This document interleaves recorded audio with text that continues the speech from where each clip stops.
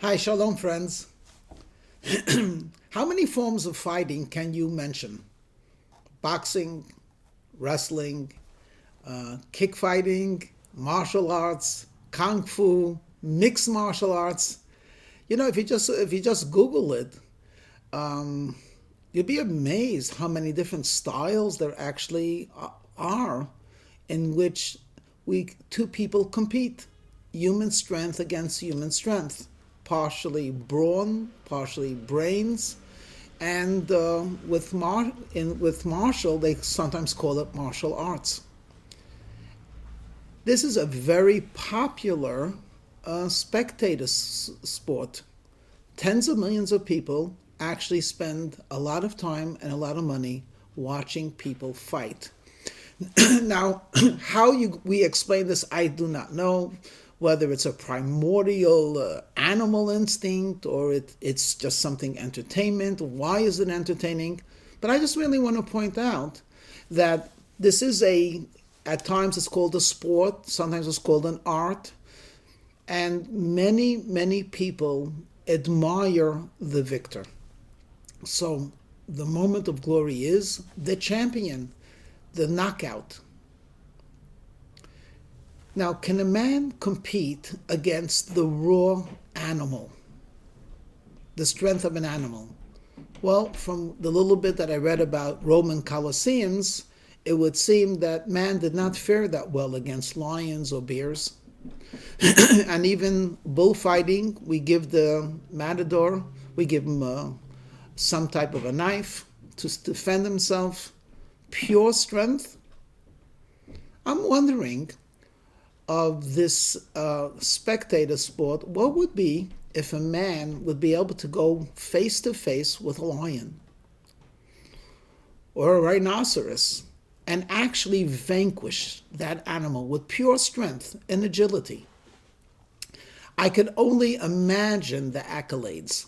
The world's strongest man, or the world's greatest fighter. What a great accomplishment for mankind.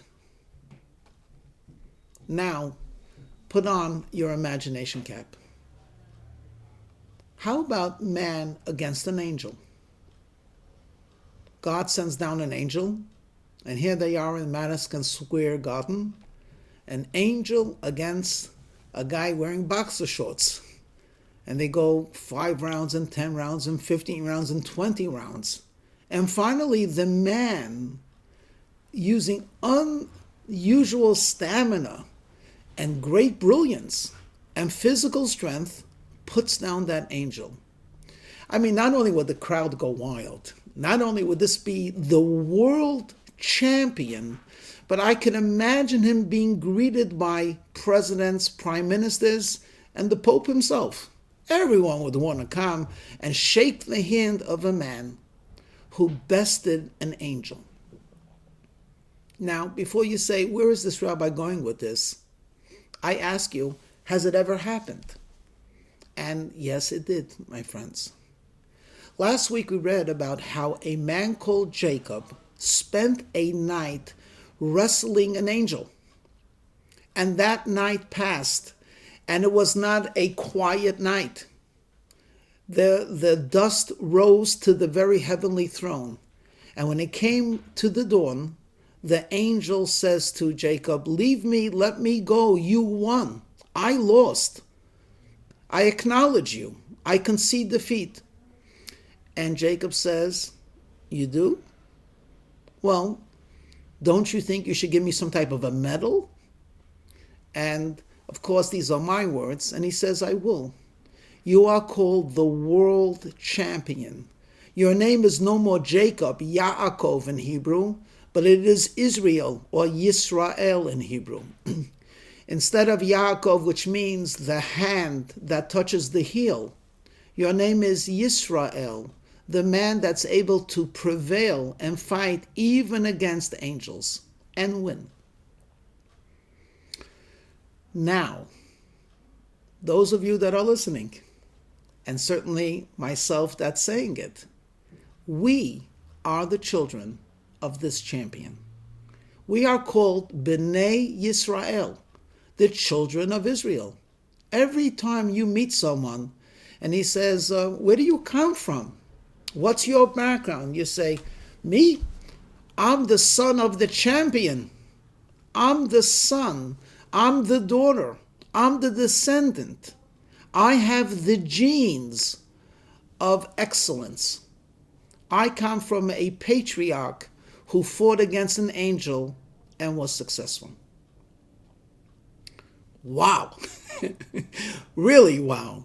If you could be impressed by meeting a descendant of someone who was the world champion in boxing, could you imagine meeting someone who was the world champion in besting an angel? The first and last recorded episode of a man beating an angel. Now, I would have loved to have seen this. It would have been really something amazing if this fight would have taken place in front of Esau. Could you imagine his older brothers coming to meet Jacob, and he wants to impress him, and Jacob says, Esau, you can't impress me, watch. And then in front of all of the people at that time, Jacob wrestles an angel. But it's amazing what the Torah says. There was no one there. It was at night, and Jacob was alone, and he fights that angel.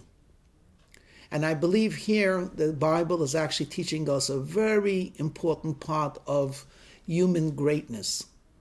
Your greatness will come not when everyone watches you and is applauding you and acknowledging you. When you are alone and it's at night and you have to wrestle demons or you have to wrestle angels, and no one will know what you will decide, and you decide on the side of good, and you're able to prevail over an angel that represents evil, that is your that really makes you the hero. You're truly great. You're awesome. But this greatness is acquired privately, not publicly. It's only after you conquer yourself in the privacy of your home or in the night, the stillness of the night, that is when later you could represent yourself as Israel and the son of Israel. Some of our greatest challenges do not come with people watching us. Some of our greatest challenges come when it's very, very private. No one will ever know. And yet that struggle, that competition inside of yourself to do what's right over to do what's convenient could sometimes seem like fighting an angel. I have such a strong attraction too. But you say, no, I will be one with God. That's when you're truly Israel. So friends, carry that title Yisrael proudly. It means you are a champion. It means you come from a person who was able to fight an angel. Certainly, if we could fight angels, we could prevail over ordinary tests. Shalom and good luck in our mutual mission.